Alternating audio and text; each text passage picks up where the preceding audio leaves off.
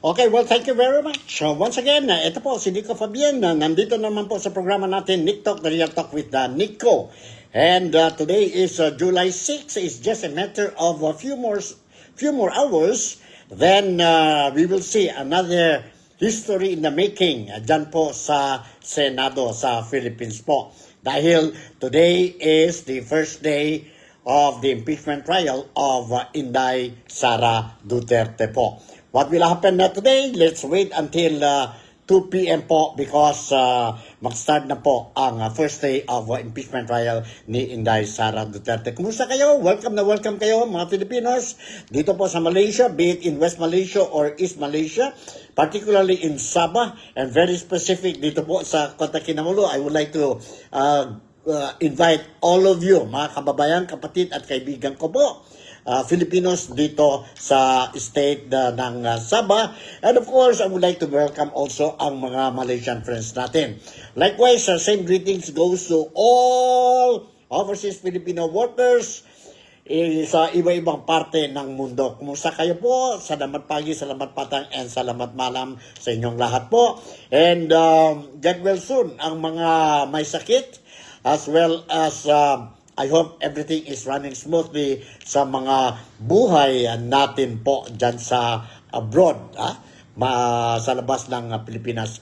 And of course, ang mga kapatid, kaibigan at kababayan natin dyan mismo sa bayan natin of which we call the Philippines. We love the Philippines po, no? We love the Philippines. So, yes, nandito tayo ngayon sa programa natin. So, at least I will be able to, or I'm going to give you ang mga latest updates tungkol what is happening dyan po sa Pilipinas, especially itong topic natin ngayon po, history in the making. History in the making dyan po sa Senado, dyan po sa Philippines, sa politics natin po. For the first time in history, the Vice President of the Philippines will face the impeachment trial po. Will he face the impeachment trial? So, the question is, the big question as early as now po, the question is whether Inday Sara Duterte will physically attend the first day of her impeachment trial or hindi. Will she attend? Papunta ba siya po sa first day of the impeachment trial or hindi po?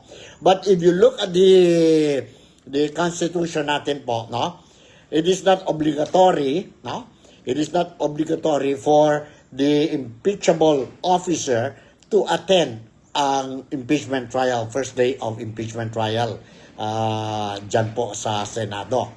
So, let's see po, even the defense team, ang spokesperson, si Attorney Mike po, is saying na just wait and see, let's just wait and see hanggang, because it's just a matter of a few more hours at 2 p.m. po, this afternoon po, mag-start na po, and we will be able to see, we will see whether darating ba si Vice President Inday Sara Duterte or hindi, or hindi po. So, relax lang tayo, relax lang tayo, and let's see po, because itong Nick Talk, the Real Talk with Nico, I'll make sure po, I will try to see what I can do po para lahat ng mga followers natin dito sa Nick Talk, the Real Talk with Nico po will be able to see ang live coverage ng impeachment trial ni Inday Sara Duterte mamayang alas 2. So stay tuned lang kayo po. Siguro mamaya I will be coming up with another episode. Siguro mga 1 o'clock o 1:30 po. And it will be a long one, because I am going to cover it po dito sa programa natin so that you will be able to see. This is history in the making. Kaya nga importante ito po. Anyway, before going further sa programa natin, let me... Okay, excuse me, medyo nag-ubo-ubo pa rin tayo po because change of weather condition po. And of course, I think ang temperature natin po, hindi lang sa Pilipinas, dito din po sa Sabah, abruptly will change po, dahil we are expecting, kayo po dyan sa Pilipinas, you are expecting another super typhoon po dyan sa Pilipinas, either by tomorrow or early Wednesday. So before going any further, allow me to share with you po ang latest weather report dyan po sa Pilipinas. And this report is coming from the program of Ted Filon and Chacha. No?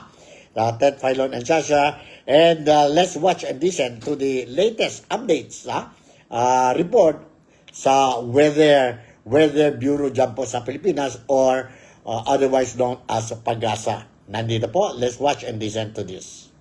Si Grace Castañeda. Alright, nandito. Let's watch and listen to this po. From Ted Filon's program. Pag-asa para po dito kay Super Typhoon Category 5 siya sa Amerika, mga kapatid. Ito pong si Avi. Good morning, Grace. Yes po, good morning din, Manong Ted and DJ Chacha, maging sa inyo po mga taga-subaybay. Update niya po dito sa minomonitor natin na bagyong palabas sa ating area of responsibility, si Super Typhoon. Ang international name po niya ay Pavi. Huling namataan yung sentro nito pala 2,355 kilometers east of southeastern Luzon. And ngayon nga po nakikita natin na posible po itong pumasok sa loob ng ating TCA yung TCA advisory. While yung sa loob naman po ng ating area of responsibility, possible po yung pagpasok niya bukas ng gabi or sa Wednesday ng early morning. Sa ngayon po, hindi natin ito nakikita natatama sa anumang bahagi ng ating kalupaan, ngunit posible po itong lumapit sa area ng Batanes. And also, dahil po uncertain pa yung radius niya, possible din po yung pag-raise natin ng wind signals sa northern at eastern portions ng northern Luzon, maging sa ilang areas din po or sa eastern portions ng southern Luzon and eastern Visayas. So continuous monitoring po tayo dito kay Bagyong Bobby, and also possible din po yung enhancement ng habagat kapag ito ay kumilos na dito sa may Philippine Sea. So magiging maulan po sa malaking bahagi ng ating bansa by the end of this week. While for today naman po, dito sa Metro Manila and for the rest of the country, kung meron tayong mga pag-ulan na mararanasan, mostly yung mga isolated o yung mga biglaan pong pag-ulan, lalo na sa hapon at gabi, dala po ng mga localized thunderstorms. Yan po muna ang latest dito sa Weather Forecasting Center ng Pag-asa. Grace Castañeda, magandang umaga po. Grace, may forecast din ang Pag-asa na meron munang monsoon break ngayong linggong ito. Hanggang anong araw yun?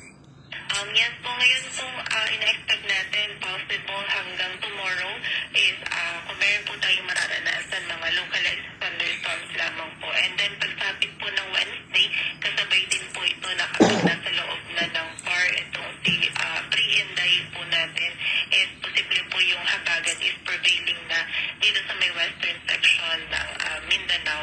And then by Thursday naman, sa mas malaking bahagi pa po sa western section ng southern Luzon, Visayas at Mindanao, while on Friday and Saturday possible po hanggang dito sa Metro Manila and sa ilang areas po ng Central Luzon. Ano, sa pag-aaral ng Pag-asa, pagpasok itong si Inday, most likely maaari na natin ma-determine yung track nito.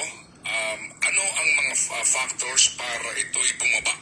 Meaning ito ay dumaplis hanggang dyan sa Northern Luzon, gaya ng Cagayan o Isabela. Yes po, kapag po, sa ngayon po kasi meron tayo yung tinatawag na high pressure area or range po ng high pressure area sa may bandang northwest po dito ni Bagyong Bobby. So kapag po itong high pressure area na po nito ay hindi pa nag-move, pwedeng mas maging mababa po yung track ni Bagyong Bobby or yung pre-inday po natin. So kapag ganun po, possible na mas matouch pa nung outer part po nito, itong eastern section ng eastern portion ng southern Luzon and Visayas. So yun po yung possibility po natin. But yung sa ngayon po na nakikita natin na track na most likely is patungo siya dito sa area ng Taiwan. And by sa track po na yun na niya is hahagip na po niya itong northern and eastern section po ng northern Luzon. So likely po talaga na mag-raise tayo ng wind signals for this area kapag po palapit na si Bagyong Bobby. Pero ang talagang tutumbukin ito, Taiwan, ano? Sa ngayon po yun po yung nakikita po natin na doon siya patungo sa area po ng Taiwan. Ito ba'y lalakas pa? Kasi ngayon sa report ng US weather, itong kanilang National Weather Service, sinasabi sabi nga na category 5 na ito eh. Ito ba'y lalakas pa?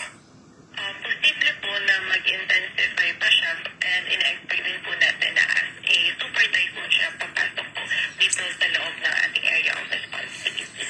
Okay, sige. Again, Grace, salamat na marami sa iyong informasyon na binahagi sa aming programa. Thank you at mabuhay ang mga taga-Pag-asa. Alright, yun po ang latest updates tayo. Narinig tayo po tungkol sa weather condition dyan po sa Pilipinas. So I would like to remind again and advise our fellow countrymen dyan po sa Pilipinas. If you're staying dyan po sa mga river banks or lower areas po, please monitor the rising water sa area ninyo po. And please don't be stubborn. Listen immediately to advices coming from the local authorities. In the event, they will advise you to evacuate and go to safer areas po. This is for your own safety. Please listen. Ingat tayo and watch ang mga whereabouts, ang activities ng mga bata, the children. You have to monitor the activities as well as give extra attention to our senior citizens and those who are sick, those who are sick po, because they really need help when it comes to emergencies. All right, tuloy natin ang istorya natin, ang mga balita-balita natin po. Now, let's go straight to the impeachment of Inday Sara Duterte, scheduled at 2 p.m. this afternoon. Alas 2 ito po, alas 2, and all, if not many, if not all of the television network in the Philippines will be covering the, sabihin natin, impeachment trial, first day of the impeachment trial of Inday Sara Duterte po. It will be live.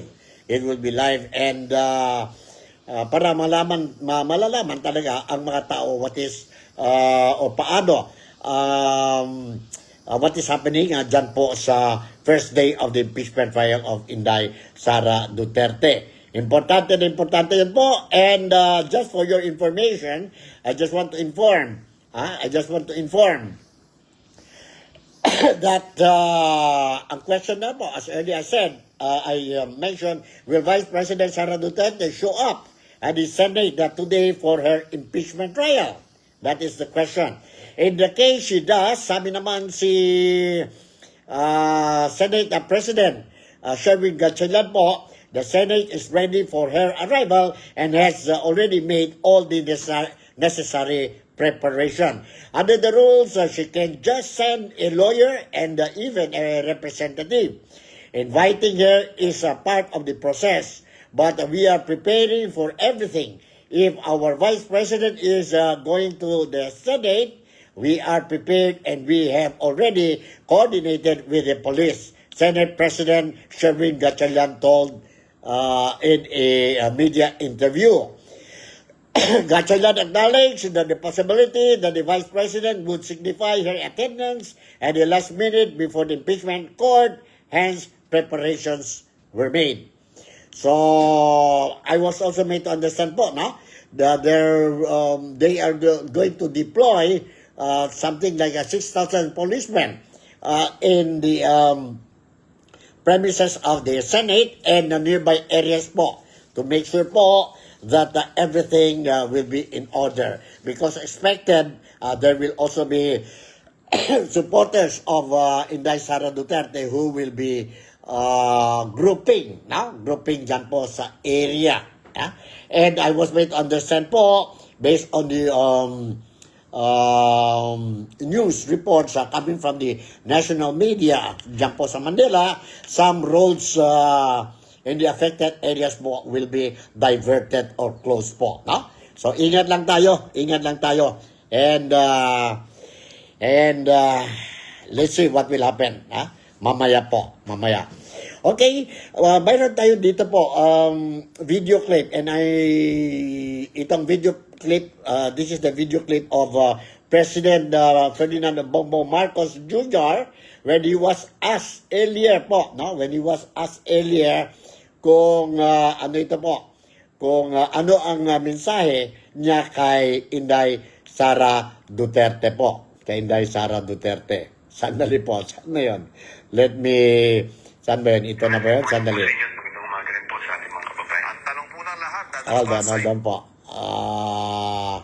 Ito na ba yun, sandali. Okay, I will try to see kung ito ba yun. Alright, hindi yata eh. Sandali po. Papakasasa o mano? Ano yun? Alright, sandali po. As I said, good morning, Mr. President. Almost a year ago, during your Okay. I'm trying to find itong news. Ito news po. Sandali po,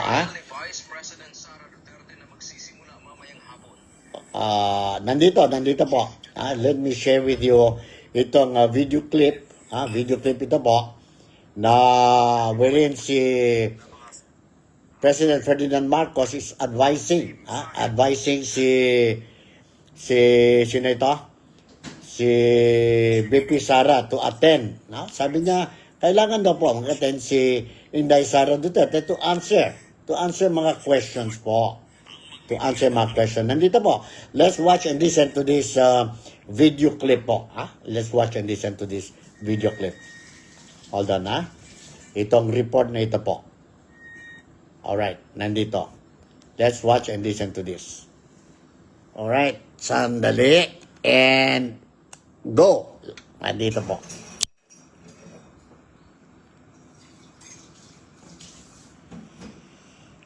Alright.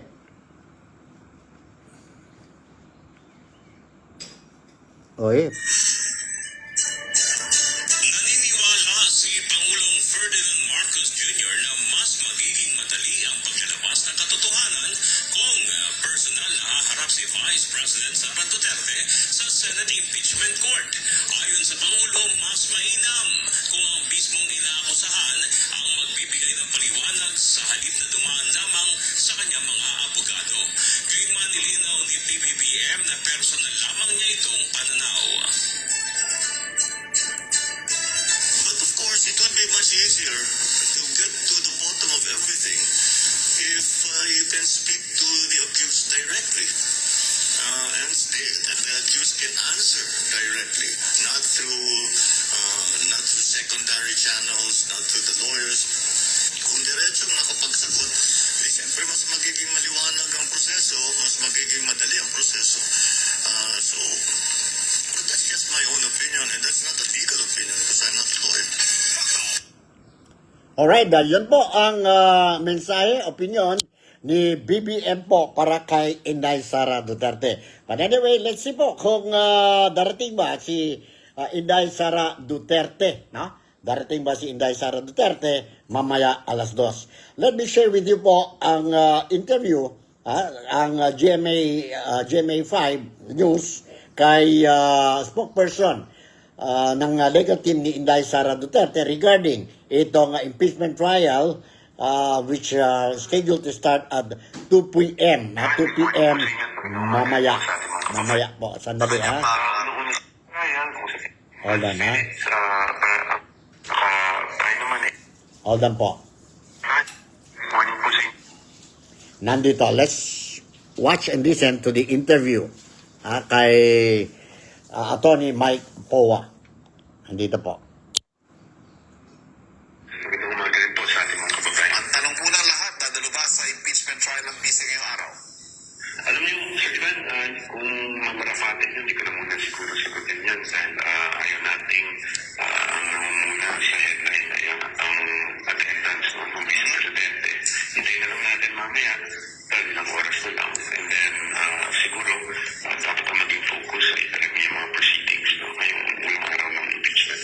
Tingin ko yung reaksyon niyo, Atty. Boa, sa sinabi ng Pangulo, si Pangulong Bongbong Marcos ang sinabi niya mas mainam kung haharap si VP Sara sa impeachment court para direktang matanong ng mga senator judges. And in fact, if it were him, he would insist on appearing. Ano ho ba ang payo ng kanyang legal team o ano ang posisyon ng VP sa kanyang patawag na pagdalo? Una sa lahat, Sir Ivan, siyempre ginagalang naman natin ang opinion ng Pangulo. Although sa atin, siyempre focus lang tayo sa sarili nating defense. Kung ano man po ang nagiging payo ng defense team sa ating Vice Presidente, that is, as you know, and again, I'm really sorry for this, Sir Ivan, but that's privileged information, no? but so that we don't really disclose those things. Pero, sinasabi naman natin parate, yung attendance naman ng ating Vice Presidente, meaning physical attendance, that will depend on the course of the trial, kung sa tingin namin kinakailangan. No? So, sa tingin ko, kailangan malaman din ng taong bayan na talagang wala namang requirement no, pagdating sa attendance ng Vice Presidente, meaning physical attendance. Yung pagharap naman sa kaso, ay ginagawa naman niya dito pa lamang no, sa pagbuo ng defense team.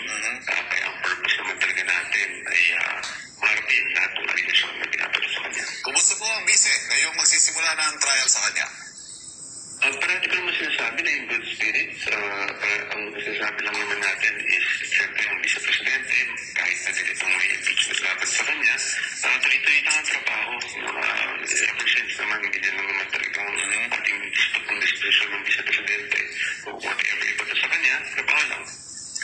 Ano ba naasahan sa unang araw na impeachment trial mula sa defense team, Attorney Poe, sir? Well, sa ngayon, Ivan, ang tingin natin, no, this afternoon, magkakaroon ng opening statement. Siyempre, yun ang nakaschedule sa bawat panig. And then, after, hindi natin alam kung mag-discuss yung mga preliminaries. No? So, try naman, ready lang tayo kung ano man ang mangyari. Whether preliminaries or magkaroon man ng first witness mamayang hapon. Tayo naman sa defense, we're always ready. Ready for this trial nga na medyo matagal ng panahon. Ano ba ang posisyon ng defense team sa hiling na impeachment court na iklian yung ubawasan yung trial days, Attorney? Well, tayo naman to, very reasonable naman ang defense team, but as you know, nakadepende naman po kasi yung aming depensa doon din sa paglatag ng sinasabing alleged evidence no, ng prosecution. So, syempre po, ang una kasi mag-present dyan para sa kaalaman ng ating mga kababayan is ang prosecution.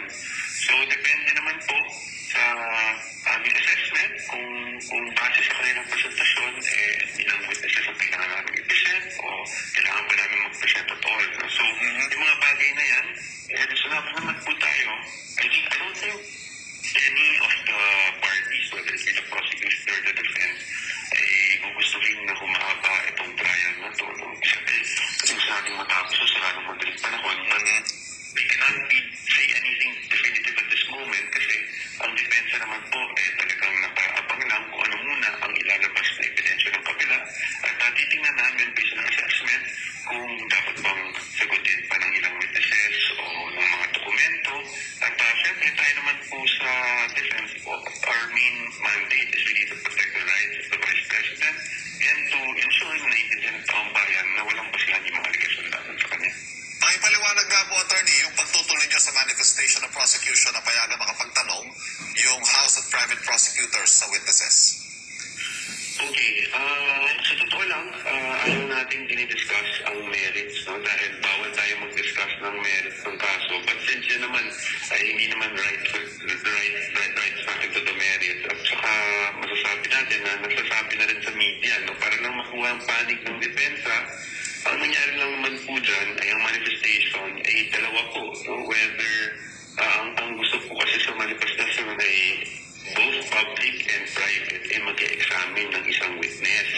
So, sa amin naman po, ang sinabi lang naman namin sa aming komento ay na under the rules, isa lang ang counsel na pwedeng mag-examine sa bawat witness. No? At sa tingin namin, dapat ang public prosecutor ang mag-examine ito. But again, we submit to the wisdom of the impeachment court. Yan naman po yung naging laman lang ng aming komento ukol sa kanilang manifestasyon.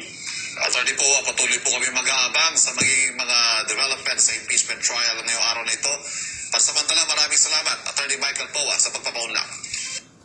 Alright, yun po, narinig natin na ang defense spokesperson ni Inday Sara Duterte sa defense team po, si Attorney Michael Poe. So, 2 o'clock yun po, no? 2 o'clock yun po. And of course, what can we expect mamaya during the opening of the impeachment trial of Inday Sara Duterte? 100% po, you will see the opening statement made by both parties po, no? Defense and the prosecutor and the prosecutor. And I was made to understand, and it was officially announced that they're going to start with the first complaint po, no? First prayer ang threat to President Ferdinand Bongbong Marcos, First Lady Lisa Araneta Marcos, and former Speaker si Martin Romualdez po, made by Inday Sara Duterte. Yan po, no? That is the first issue that they are going to tackle, no? And for your information, sa mga followers natin sa NikTok, The Real Talk with Nico, bukas pa po ang presentation of witnesses po. Today, administrative lang procedures that we are going to see sa scheduled 2 p.m. First day of the impeachment trial of Inday Sara Duterte. So yun po, that's the latest. And within the week, expected na po na they will be presenting ang mga witnesses po, especially ang prosecutor. They will present, I think, 3 witnesses po, no? Regarding ang first prayer, yon threat, assassination and sedition, issue against Inday Sara Duterte po, no? Ang threat kay, or assassination threat kay BBM Lisa Araneta, ang First Lady ng Pilipinas po, and yon kay former Speaker Martin Romualdez po. So yon ang mga latest that I can share with you po today, or ang ngayon po, and let's see po what will be what will happen next mamaya.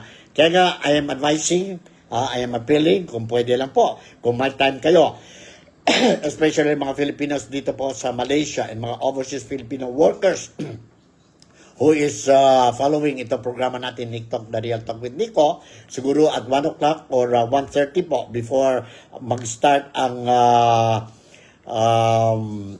impeachment trial, mag-live tayo po, and I will make sure po na you will be able to see ang live coverage ng impeachment trial dito po sa programa natin, NikTok, The Real Talk with Nico. So, konting oras na lang, relax na tayo. Kung may mga trabaho pa tayo po that we need to do, so do it, and try to find time mamaya po, mamaya to tune in dito po sa NikTok, The Real Talk with Nico, so that you will be able to see ang impeachment trial ni Inday Sara Duterte. This is very important dahil po it is history in the making sa Senado dyan po sa Pilipinas. So siguro hanggang dito na lang muna tayo sa programa natin, and I would like to say thank you very much for making me a part of your day today on a Monday. Start na tayo ang exciting, expensive week natin ngayon po. So to those who are celebrating whatever occasions they are celebrating today, mga birthday celebrants, and those who are celebrating other celebrations or special celebrations, I would like to greet all of you happy birthday, and enjoy kayo po sa celebration ninyo. So, andito na. Ingat na lang tayo po, and let's wait until 1 or 1:30 mamaya ang NikTok, The Real Talk with Nico. I'll see you in my next episode. Ingat kayo, and take care of yourself. Bye, and I love you all.